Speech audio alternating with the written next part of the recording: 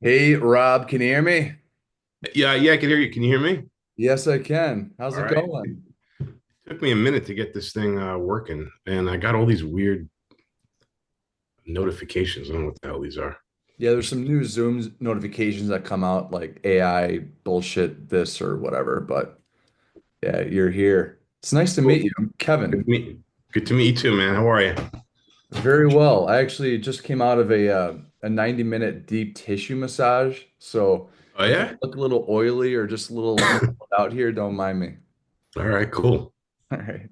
Well, we have Rob CAGGIANO here of New York City, formerly of all these fucking badass bands that we'll get into. Um, Rob, I like to start off with a musical fact of the day. So I know one of your guitarists, Adrian Smith of Iron Maiden, turns 68 today. Okay. Yeah, I know you like to advertise your favorite rockers' birthdays on your social media. Yeah. Um, do you have a favorite Paul Diano Iron Maiden record and a favorite Bruce record? Well, I mean, definitely my favorite Bruce record is going to be Number of the Beast, hands down. So one of my favorite records of all time. Definitely one of the best heavy metal records of all time. But I do love the Paul Diano era as well. I mean, I think those albums are amazing. Um, it's a different vibe, like a totally different vibe.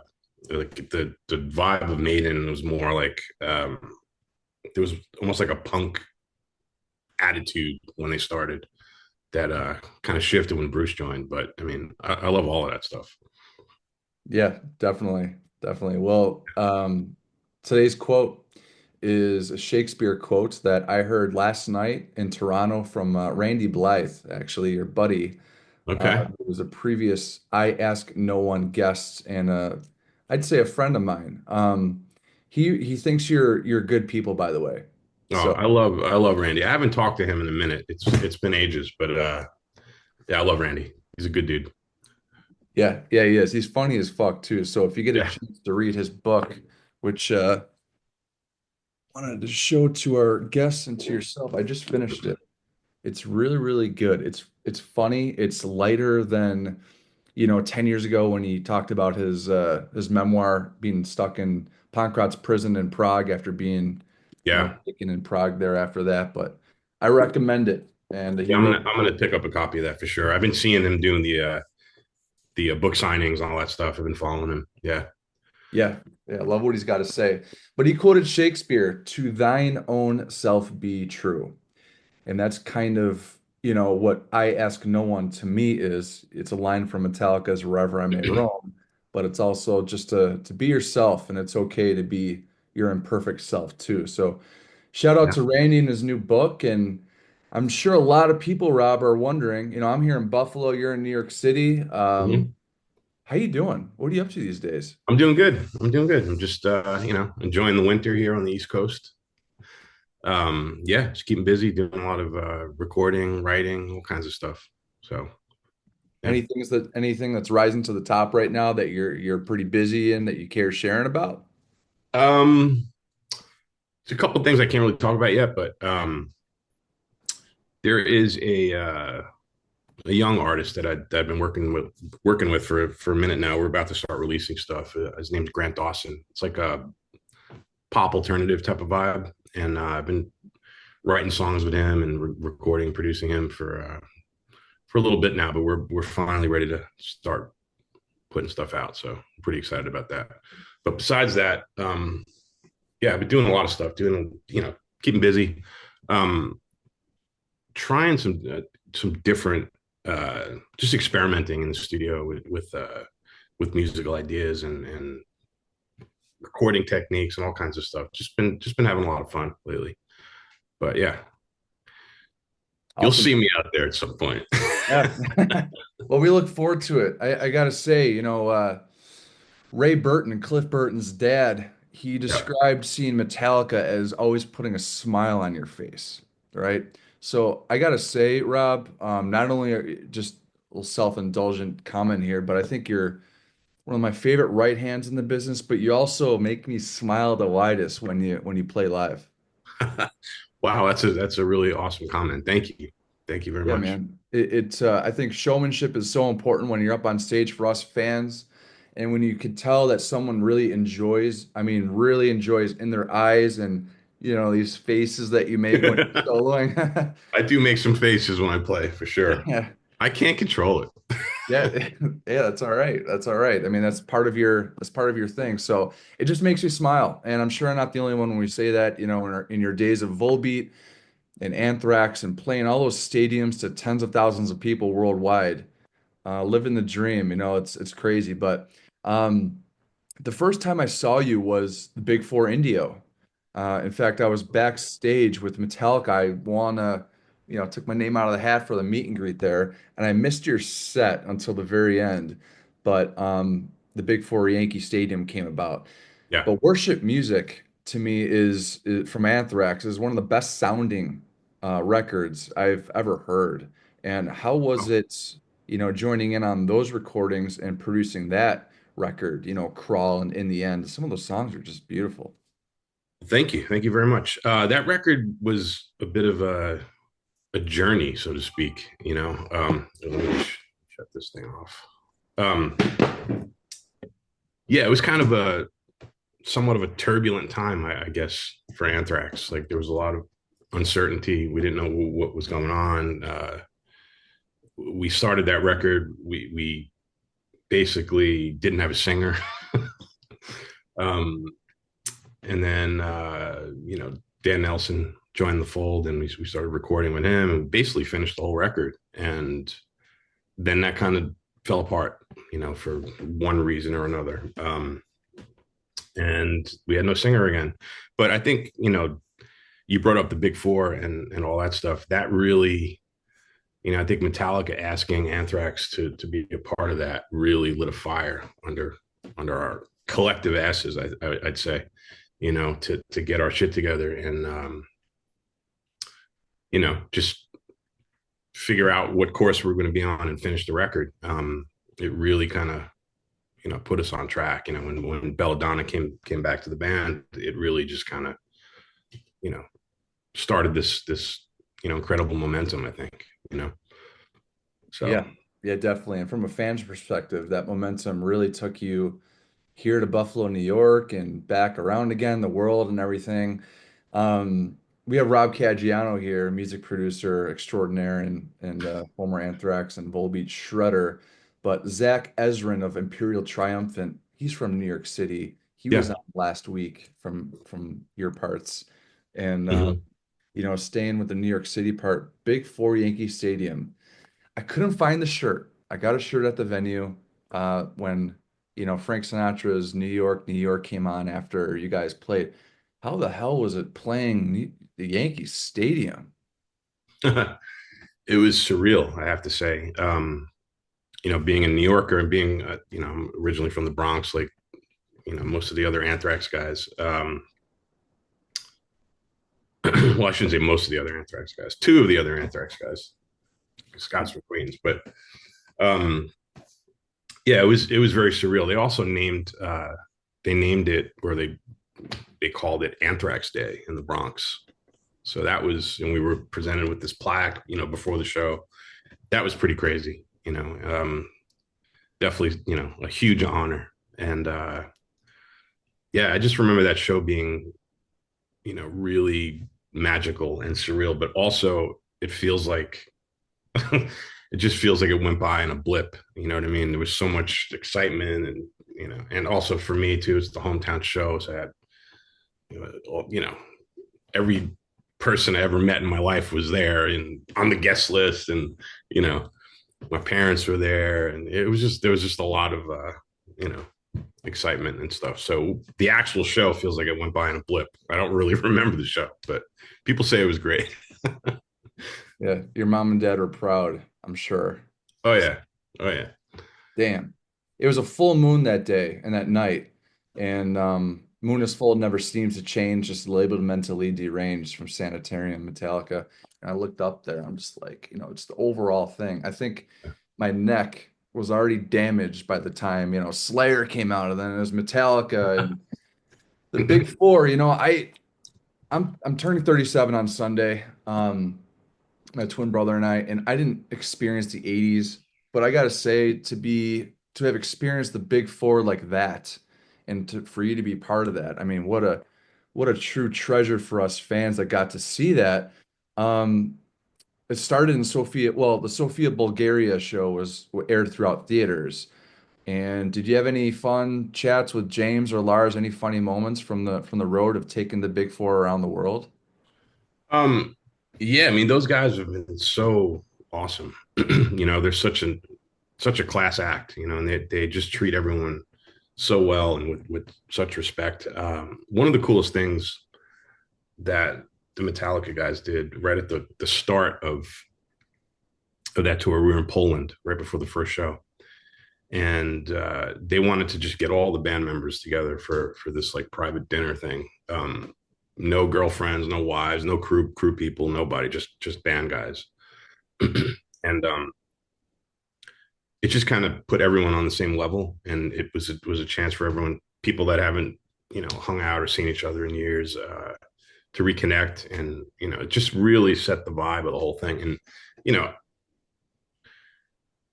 when I was growing up, the big four, as from a fan's perspective, like the big four was such a big thing, for me, for a metal fan. But now, like all these years later, for me to be a part of it was very surreal. It was very humbling, and it was such a cool experience. But I guess there was rivalry throughout the years between those bands, and that I obviously wasn't a part of. But one of the coolest things that I, like I'm saying, that Metallica called that private dinner, and it really just kind of set the stage, so to speak, for the tour, and just made everyone just like whatever bullshit that might have been there wasn't there anymore, and it just was really cool. Yeah, It's awesome. It's really cool yeah. to hear. Yeah, like Ellefson said, previous guest of I Ask No One, it was just a glorified battle of the bands. And we we talk Yeah. about the smiling that I see out of you when you're up on stage. Saw a whole lot of that Oh yeah. in Indio and then Yankee Stadium. But James Hetfield, that chin chin chin, that right hand, your right hand, chin chin chin. You have some favorite right hands in the business there, Rob? Well, I mean, Hetfield's definitely a huge influence. As far as rhythm playing, there, I mean, he's like the ultimate. Scotty Ian also right up there. Um, those guys are like machines, and it definitely shaped the way I play and the way I hit the strings and approach rhythm playing. But yeah, there's so many great guitar players. You know, Eddie Van Halen. He's obviously the grandmaster, ultimate wizard of the guitar, but a lot of people overlook his rhythm playing and the genius behind his feel and the way he constructed riffs and all that stuff. I mean, obviously everyone knows him for the tapping and all the flashy stuff, but his rhythm playing is unreal, absolutely unreal. So yeah, I mean, he's a huge influence on me too. Malcolm Young, of course, Yeah. another huge, massive influence on me. Have you ever met him? Who?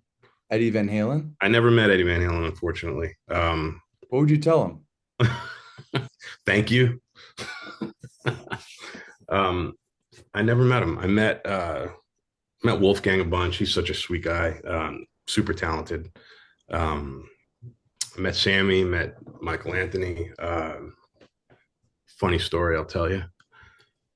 We were, I don't remember the name of the festival. It was some US festival, and Volbeat was headlining one of the stages, and on the opposite side, the Circle, Sammy Hager's band was headlining the other stage.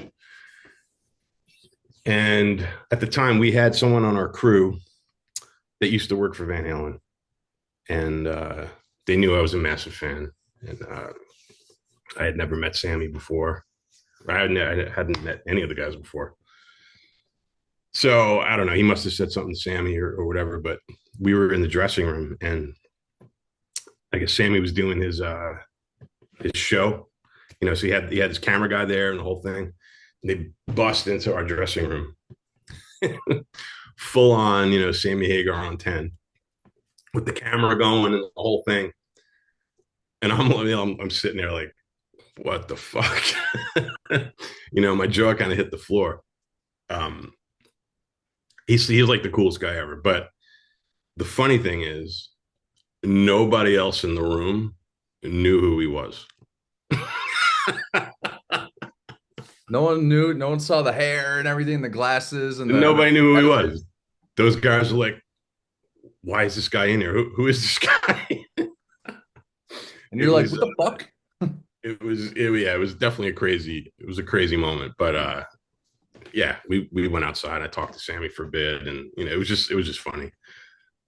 Super nice guy, Michael Anthony, super nice. But yeah, that was definitely a funny moment because the Volbeat guys, they had no idea who he was. Yeah, that's so surprising to me. I mean, Denmark to the States is a distance, and yeah, well, okay, no judgment. Yeah, I mean, yeah, exactly. It just is what it is. Yeah. Biggest lesson that Eddie has given you? I mean, from a guitar soloist point of view. Ooh, the biggest lesson. Probably the biggest lesson would be, always play from the heart, which is what I always try to do. And play stuff that counts. Not, one of the things about Eddie that I always loved was he did all these. I mean, obviously, but besides him being totally groundbreaking and constantly coming up with new techniques and new things like weird stuff that no one's ever heard of before. Um, it all made sense within the song, and it always served the song. Could be the flashiest thing in the world, but it served the song, and and also made the song better. So it's definitely something that I always strive to do when I'm constructing solos and when I'm trying to come up with guitar parts and stuff like that. Always serving the song and taking the song to a new place rather than just, hey, look at me, it's my time to play some fast stuff. It's never been about that for me at all. Yeah, So yeah, yeah, that's one of the things that he taught me. very cool. Yeah, to be purposeful in your attack, and he looked like he always had a good time up there. Obviously, Yeah. that's what we were talking about. So, Shady Ladies came out in 2013. Shady Outlaw Gentlemen, Shady Ladies Mhm. record with Volbeat. And personally, I was moving out to San Diego, driving across country. And if our viewers have a chance to drive across our beautiful country, highly recommend it. But that record came out, and when I'm sure you hear some of those Maiden records, Number of the Beast or Killers or whatever. That's the cool thing about music, isn't it? It just literally is the closest thing to time transport, Yeah, you know? absolutely. And the Shady Ladies record and some of those tracks and your riffing, the tightness and the soloing just really brings me back to being in the desert along a train track, and I literally would hold my steering wheel like I was on a horse.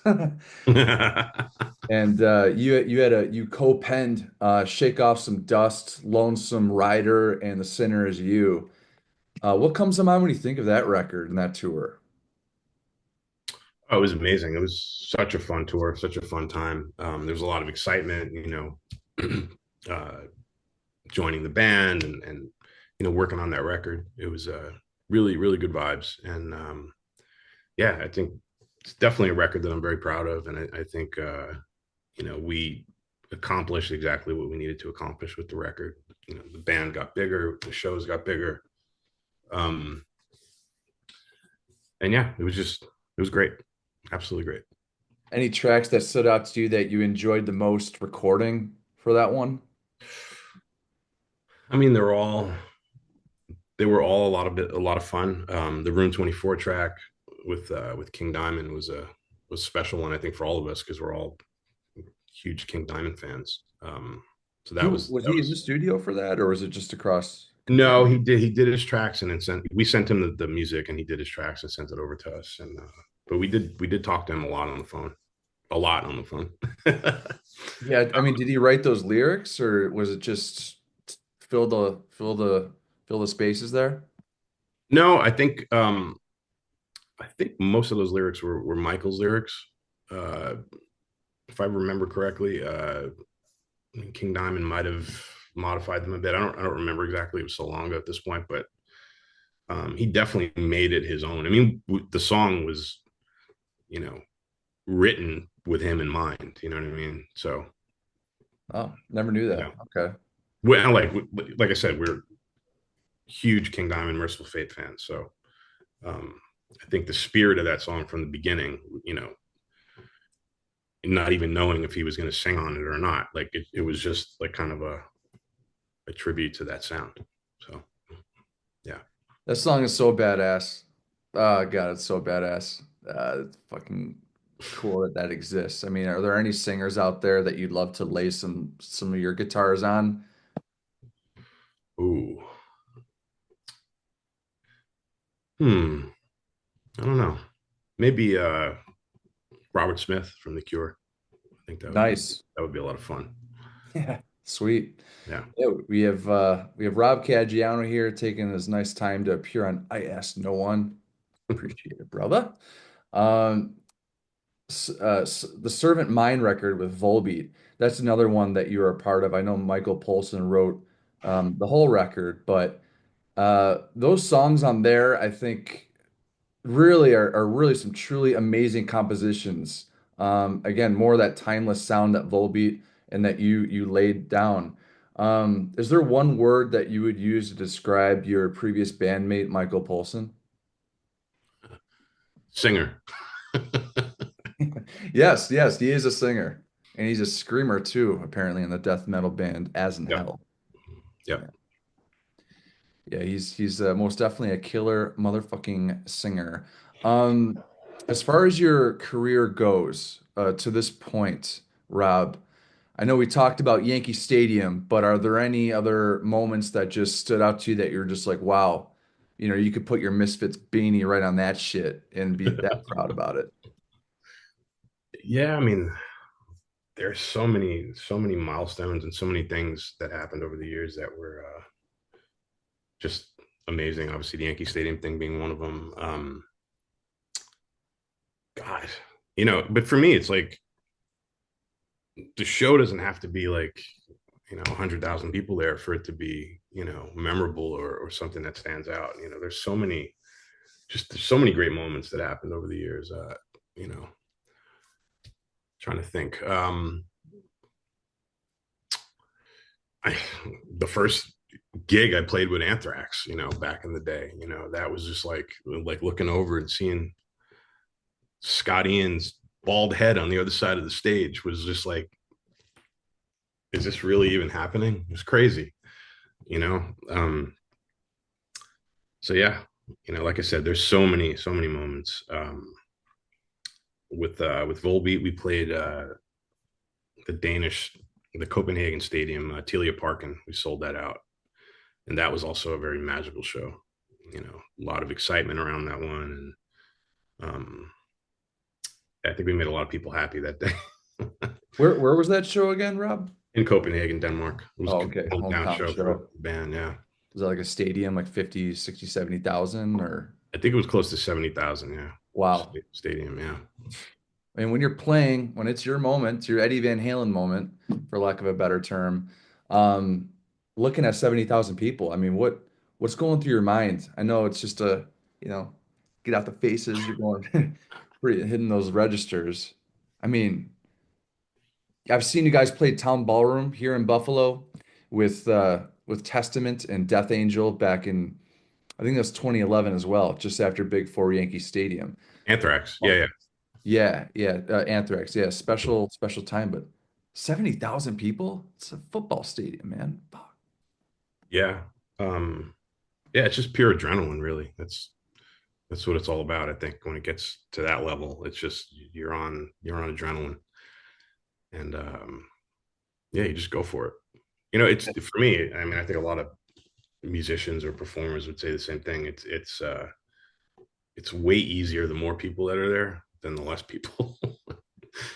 you know, and I've done it all. I've played shows with 4 people in the room and 40,000 people. So um, I know what it all feels like. So yeah, it's definitely easier the more people that are there. It just kind of becomes this this force, you know what I mean, that you're a part of. Yes. Yeah. I mean, Toronto Sky Dome for me, that's where it all started. Hmm. And to see you play that right at the edge of the snake pit, that's 70,000 right there. Can't wait to Yeah, see you back out, man. We're all looking forward to it.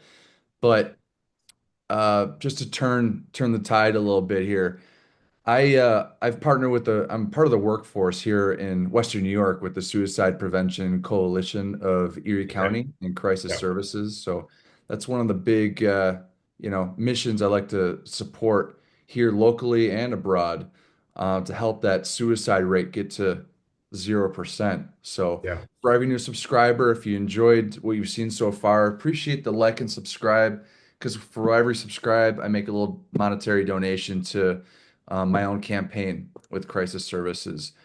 Rob, how has suicide personally impacted you? um it's crazy that that even comes up right now because a friend of mine who I haven't actually seen in like a few years, he killed himself yesterday, actually. Um, Very sorry to hear that. Unfortunately, thank you. But yeah, I think it's I think it's something that we all, you know, we all know someone or have been affected by it.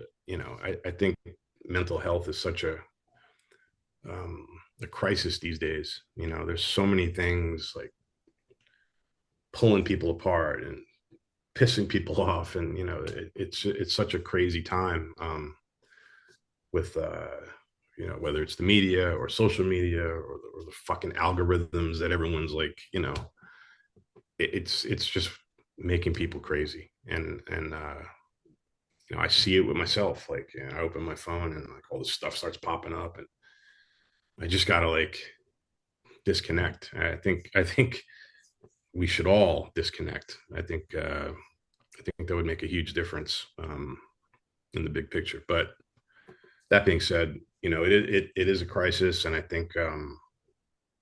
you know I think more needs to be done to address it. And that's not just like a U.S. thing; it's a worldwide thing. It's the human race. We need to address it. Yeah. And it's okay to address it. It's okay to talk about it. You Yeah, know, yeah, yeah, I mean, absolutely. there's a chapter Um, in the book. I'm sorry, you were going to say something there, Rob? no, well, I was going to say, I think I've never been to that dark place, thankfully. But I think a lot of people have a hard time talking about it when they're feeling like that or um, in that place. And I think, like you said, it should be okay to talk. I'm sorry, hold on a second. Weird. I don't know why my phone was ringing through my computer. Sorry about that. All good, man. um, but yeah, so that's basically it. It should be okay to talk about it and to get things off your chest, and I think that's the only way forward and the only way to get better, really, to make things better. Yeah, it's so very true. Talking certainly does save lives. You really don't know what others are going through. Perfect Exactly. case. That's a very important point. Exactly. Yeah, depression has no face. It has no identity. Uh, I've been taking daily medicine since 2017. It's Mm, important to talk about those things. I'm coming off a few months just feeling like, I'm not good enough or anything like that. So this for right. me to go out there and have, connect and get this out to people. I mean, if it could help one person think that it is okay to just talk Yeah, about it with someone, sure. a stranger, a therapist. I mean, therapy is not a one size fits all by any means, but I think the availability of therapists through some of these online um, programs and it's really, really, really important to just get it out to people who know you too. Chester Bennington, Chris Cornell, I think substance abuse falls in line with this too. It's Scott Weiland and more recently Taylor Hawkins, and you just don't know what a smile could do to someone, total stranger, you know. Yeah. What you do up on stage, just you make you feel part of something, that you're not alone. It's okay to just let it out and be you. So it's like the quote, "To thine own self be true," from I was gonna Yeah. say Randy Shakespeare. So um, yeah, I think a lot of people just you internalize stuff, and I think for some people it just gets overwhelming, and I think with anything, any problem or crisis that we all may be experiencing or going through or whatever, I think talking and communicating is really, that's how you get through it. That's the only way to get through it, or maybe the best way to get through it, I should say. Because internalizing it, it just builds up, and I could see it, building and building until it turns into this thing, and yeah, I don't think we that's not where we want to be. We want to avoid that, and work through our stuff, and to the best of our ability, I guess. yeah, because when those ruminating thoughts happen, like I said, I'm not alone to those kind of thoughts. It's tough to describe, but to try and just stop and just call someone, shoot someone a text, put on your favorite song. Randy, in this book, there's a chapter in here that he talks about what he calls the pocket Jesus right here. You know, Yeah, what this could do, because comparison is the thief of joy, and just it's really easy to compare to others and get, yeah, what, like you said, open your phone, all this stuff is thrown at you, all this negative shit. yeah, Why? You could control that, and just really be okay to not feel okay. absolutely. And the flip side of that is, people like me, people that are musicians or entertainers, or I think the whole, you know, what we do is we bring people together in a world where everyone's divided or whatever. All these, like, these weird things that are pulling us apart.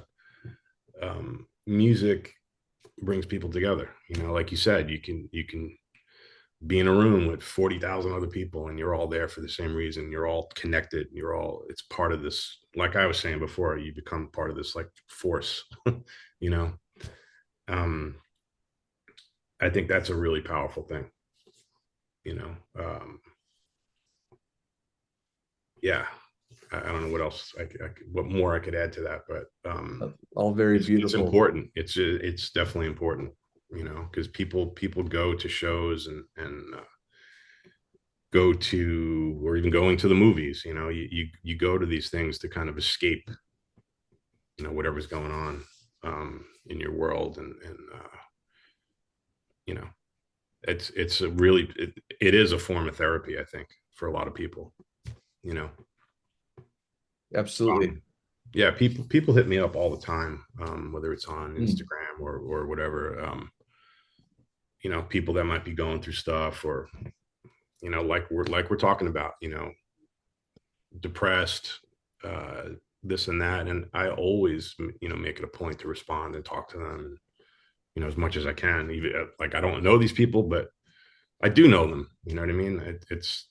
They're part of my world. So I always talk to them. If someone hits me up with a message like that, I always, and sometimes I'll get into, like, a deep conversation, and just, I'm totally cool with that. So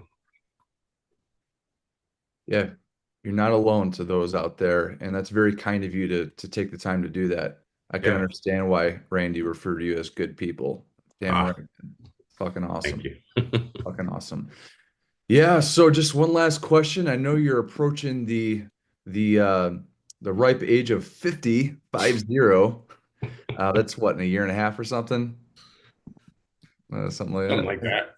that. You look great. Thank you. What are you looking forward to most, these next few months before you turn 50? Yeah, just I guess figuring out my next adventure, musically speaking. And yeah, I'm excited for the future. I'm excited for yeah, I don't know. There's something how do I put it? Um a lot of people, like, I guess, fear the unknown, or however you want to say it, but there's something really exciting to me about, you know, and like the world of possibilities is something that I find really intriguing and exciting. So yeah, I'm looking forward to everything the future brings. Fist bump to you, man. We're excited to Cheers, man. welcome you back to the stage and your musical output. And yeah, we're all on a journey ourselves, and our own journey. And if you liked what you saw this past half hour plus, like, subscribe, like I said, and make a little donation to the crisis services here in Western New York. So to our viewers, stay happy, stay healthy, stay hungry, and stay heavy. Rob, thanks a lot, brother. Cheers, man. Thank you so much. Thanks for having me. See you out on the road. Yes, absolutely. Bye. Um, Boom. Hey, thanks for watching. Stone cold stunner of that like button, would ya? Means a lot. Would you subscribe? I donate to the Suicide Prevention Coalition of Erie County and Crisis Services. Remember, stay happy, stay healthy, stay hungry, and stay heavy. Yeah. Thanks again.